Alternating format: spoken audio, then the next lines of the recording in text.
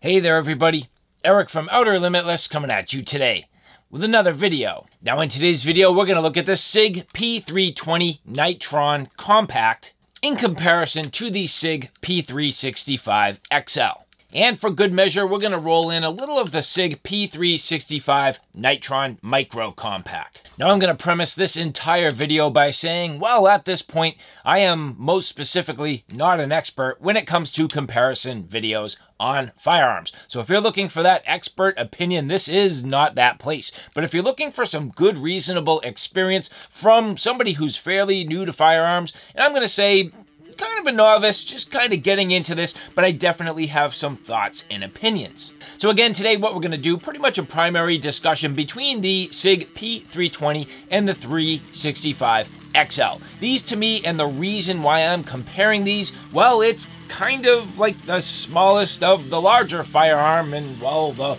largest of the smaller firearms, and in this, really a practical discussion. So for me, being someone fairly new to firearms, how's this been for me between these two? What are my thoughts? What are my opinions? Well, with that said, I have a whole bunch to do and a whole bunch to share with you, and if you're interested in seeing a little bit more about what I'm about to get into, do me a favor, stay tuned.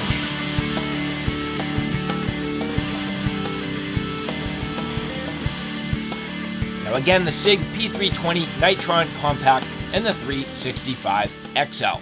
So the first things first, well, everything's clear, fully checked. All my magazines are empty. I've done a full safety check, both inspecting and physically, so I know I'm in a good place. And that is a perfect place to start this review. So in essence, this 320 is not my firearm. I have not personally owned this. It's my friend's. I'm using it for this demonstration. The 365XL, I do own. I've put a number of rounds through this. I mean, at this point, few hundred. I'm still getting into firearms, so I don't have as many rounds through this as I'd like for a full sort of opinion, but at the same time, I'm definitely getting some thoughts and some things that I can share with you. Next is, this is pretty much bone stock, not too much change to it.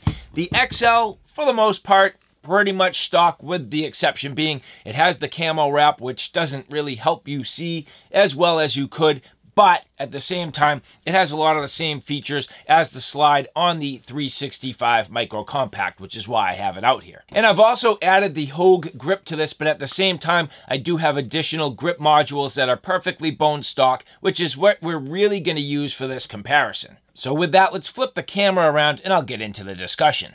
And so now, as we get into this, we're going to have to make some basic comparisons. And when you look at these in terms of the general size, well, let's start with the grip. First things first, you're definitely going to have a lot more grip on the 320. And most specifically for me, where it really matters, it's not so much the girth, but I'm going to say what I'm going to call the lay length. There's probably sort of a real term for this, but as I grip and I get my finger in and towards the trigger, you'll see here, it really is falling kind of on what I would say is my second knuckle when I put my finger out perfectly straight. So again, knuckle right under there, that's where that trigger lands. But with the 365XL, as I slide under there, well, pretty much that same spot. However, what I think is a little bit funny, when you actually take a look at it, it's the geometry of the actual handle in comparison to the trigger that seems to make a difference. As I grab and I get my purchase, wrapping my finger underneath and just naturally dropping my pad on the trigger, it's almost perfect, maybe just a touch deep. So I need to kind of grab naturally, stick my hand under there. You can see this is a curved trigger, and just slide the pad back a little bit for the optimal grip. But on the 365XL, as I grab, wrap my finger, it kind of goes a little bit deeper. So in other words, that lay length there and where my finger actually naturally lands, if I just grab a full sort of grip, I need to slide my finger back even more, even though it's a flat trigger. And what that means is at the end of it, I'm actually curving my finger even more with the XL. And I think that's going to lead a little bit to some, I would say, just, irregularities in my shot. Now, the next thing that I find, and that's just the basic geometry, which is why I was hoping to thicken out the grip a little bit with this Hogue grip. It does seem to help, but at the same time, I find I'm just dipping a little too deep. But again, the next thing is my sight picture. As you look at the top of the firearm, along the top here, pretty similar in terms of your overall sights. Very similar. You end up with your tritium night sights on the 365XL. And tritium sights on your 320. Both have a squared off design and just nice and easy to find, yet for some reason, and I don't know why, I do pick up on the 365XL a little bit better. Now, just subtly, but at the same time, I find as though I'm able to acquire my sight picture a little bit faster. I don't know if it's because just at a glimpse, this does look to be mostly blacked out. You do see that tritium night sight at nighttime, but in the daytime, pretty well blacked out. And then you end up with the real bright green front sight, where on the 320, a little bit different. You end up with sort of these three bright white blocks. So you can see here on the rear sight, the bright white, and at night, of course, the tritium glow. And then on the front sight, you can see there, again, the bright white and the tritium glow in the dark. So generally speaking, I mean, I don't know why, and I can't really tell, but for some reason, just my impression being, I do actually pick up the sights in my initial sight picture a little bit better with the 365XL. Now, another reason why I bring that up is because I do feel where I am right now, I'm trying to shoot with both eyes open. When I first started with firearms, I was kind of shooting with my dominant eye open. At this point, I'm really trying to become more, and I would call it target focused, target acquired, and a little less on the sight picture being on my actual front and rear sights. So more target acquired, which means that my actual sights themselves are more of a ghost image, and it relies on my ability to pick up the proper ghost image, get it on my target, and appropriately fire. So from a shootability standpoint, those are a couple of things that I've noted. Now, in terms of the general overview, I definitely have to give most of the features and functions to the 320 when it comes to the actual grip module. Really nice in terms of your undercut, the nice large beaver tail getting your hand up and into place, the nice large grip filling out my hands wonderfully, the thumb placement about perfect, wrapping my upper thumb. I don't come anywhere to riding on the slide. That's nice. And the other thing that I think is a fairly big consideration and maybe a little bit underrated, the fact that this has an actual Picatinny Rail. So I do have some different weapon lights, things that, you know, I want to play and experiment with, and I just struggle with the 365XL. The reason being, well, here you can see the standard pick rail on the 320, but on the 365, it is the proprietary rail. As I take a look at this naked grip module here, you can see this is not a pick rail. This to me is a fairly significant deficiency. It's a deficiency. I don't know why Sig did this, but I mean, maybe it's just to keep the size down and keep it compact and nice and tight, but at the same time, it really limits your ability with what weapon lights you can put on here unless you get adapters, and then that's changing the geometry. So ultimately, you can see with my 365XL, I did go with the TLR 7 sub, so the Streamlight TLR 7 sub. It's been a great light. I have no problem with it.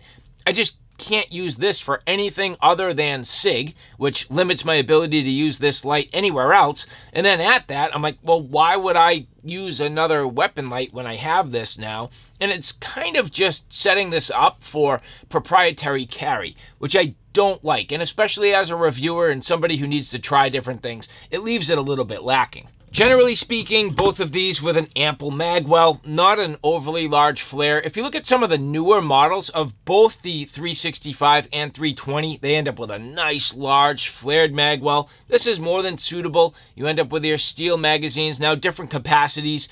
In my current capacity here, I do have 10 round magazines, so very easy, no problem. And I do like the fact that on the 320, you end up with a larger mag release. A little more tactile, a little easier to find. Now, I'm not practicing like really like rapid mag exchanges at this point, but at the same time, I do like the way it feels. It's good and positive, it's easy to find, and no problem. So generally speaking, the amount that sticks out is pretty nice. Whereas on the 365 and the 365XL, it is much more flush. It doesn't have any sort of real ribbing on it or any sort of tactile means like you do have on the 320. Not a big deal. It just means that you need to be a little bit more deliberate, and even at that, wrap your thumb a little bit more forward. What you'll notice is with the 320, when you drop your thumb, it's literally right on the button. But for me, on the 365, I really need to focus on wrapping my hand almost around the front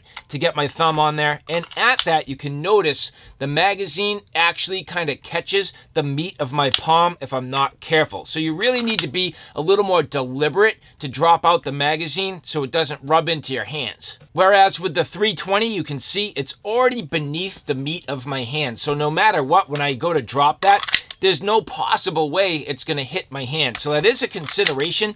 So now at this point, not only do you have some more girth, you have a little bit of a better lay length, but you actually have a longer handle, which is dropping that magazine out below the meat of your palm. Now, for the most part, pretty much the slide is going to be fairly similar overall, except in this case, you do have to give it to the 365XL. When it comes to the Nitron Compact, you'll notice here, you do have your dovetail in the rear and on the front for the sights, but you do not have a cutout for an optic. I have run my 365XL with an optic, so you end up with the dovetailed front sight, but the back, that is threaded in, that goes through the removable plate, and this has been cut for an optic. As I mentioned, I have run this with an optic. It's been great. For me personally, I just went back to the iron sights because I feel as though just for my development, I really do need to fire this a lot more with the iron sights. I'm kind of reverting back and saying, wait, you know, kind of in a way, walk before you run. So that's really what I want to do, and getting back to the iron sights is going to help me do that. Now, because I have the camo wrap, I am going to use my 365 here for this part of the discussion. This slide is very, very similar, almost identical to what you have on the XL, with the exception being just a little bit shorter, but you do end up with some nice serrations, good and positive, feels good in the hand, no problem, real easy to get on. If you needed to or you believe in it, you can use your rear sight as a ledge to kind of work the action there, not a problem, and generally speaking, very, very nice. I like the finish, looks great, excellent machining, no problems. The 320 in a similar way, your 45-degree serrations, very good, nice and positive, easy to get on, just very, very nicely done. A little more chamfered on the top, so you get a little more of that bevel, just a nice look, kind of aggressive, definitely really nicely done, and again, the Nitron finish looking really solid. Now on both of these, you'll notice they do have the manual safety. Very easy to get on here on the 320. It's large, has a nice large nub hanging off the side, real easy to get on. Now that could be a pro and a con depending on your stance. I mean, for me, I don't have a choice. We have to have the safety, so it might as well be easy to get on. The 365XL, again, it is ambidextrous, so both firearms being ambidextrous, not quite as easy. I have had a couple of times where I felt like this just gets sticky. And that's regardless of the fact that this has the wrap. And it's just one of those things where, like, I don't know, when it's cycled a certain way, and I don't know, just at a couple of times it's been just sort of stuck on me. And I kind of have to just work that action a little bit and get it to where it frees up. I don't know what that is. I can't really speak to it, but it's just an observation. Not a big deal, but something worth noting. Takedown of both firearms, very straightforward. So here on the 365, rock that back, lock that into place, drop my takedown lever. Now here's one of those times where it would be nice to have a little bit of an ambidextrous sort of takedown lever where you could use both fingers and pull that down. In this case, getting on it, fairly straightforward, fairly easy. Hitting my release mechanism, or whatever you want to call it. Sliding that off, very simple. Your spring, your barrel, very easy.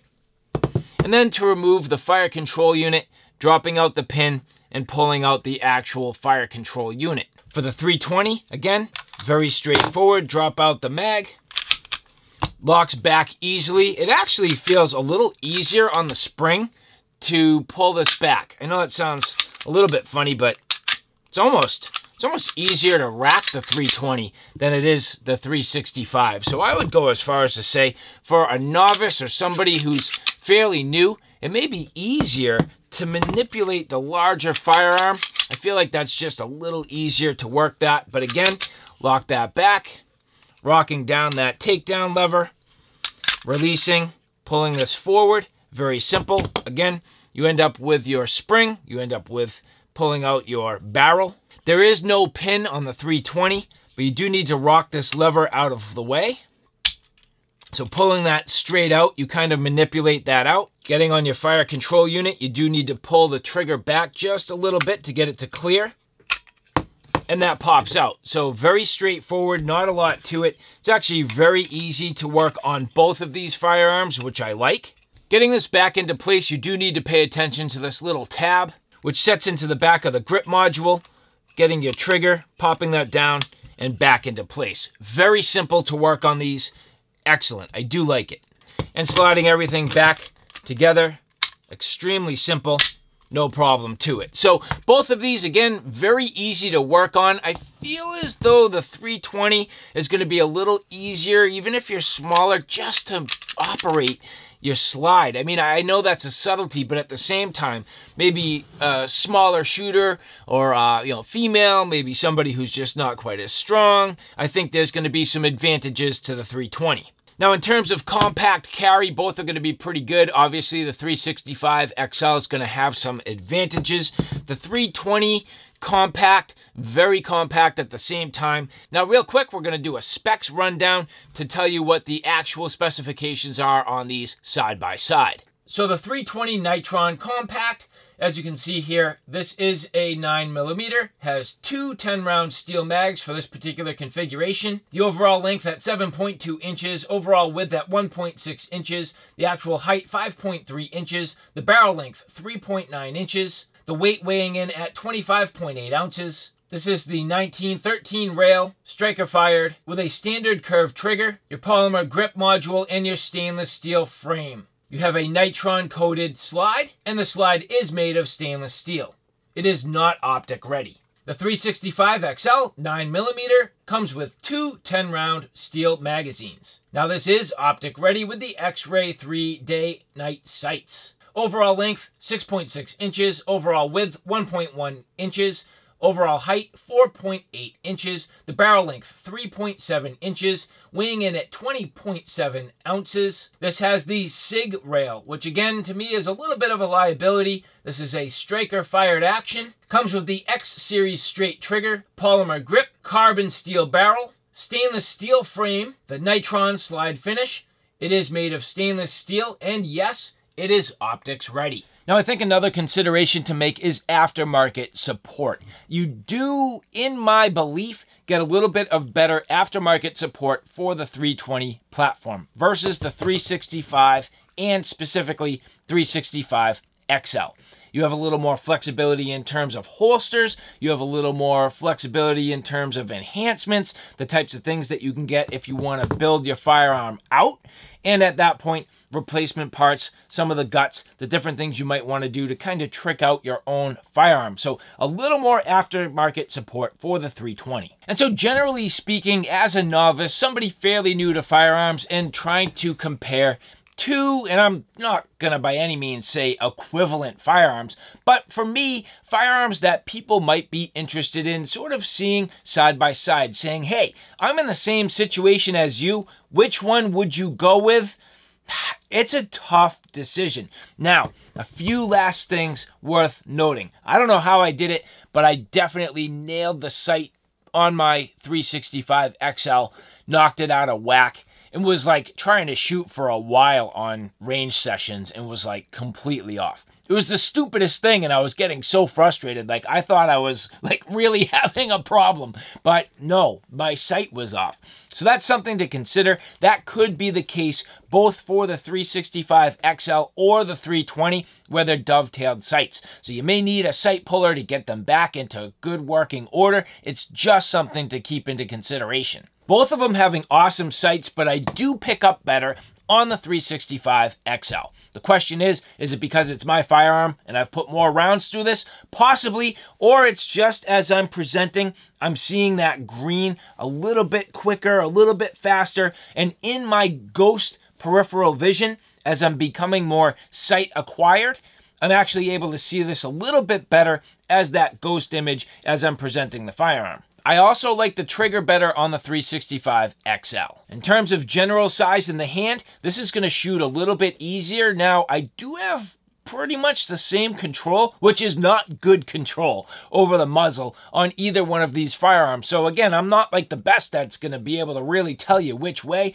Both of them have a reasonable kick. The 365XL is going to be a little bit snappier, which is another reason why, for me, adding the Hogue grip definitely helps. Gives you additional purchase and a real good grip in sort of between your fingers with that nice little peak. So giving you good positive grip there, no problem. So there are things you can do to sort of combat this, thicken this out a little bit. It's worked out pretty well.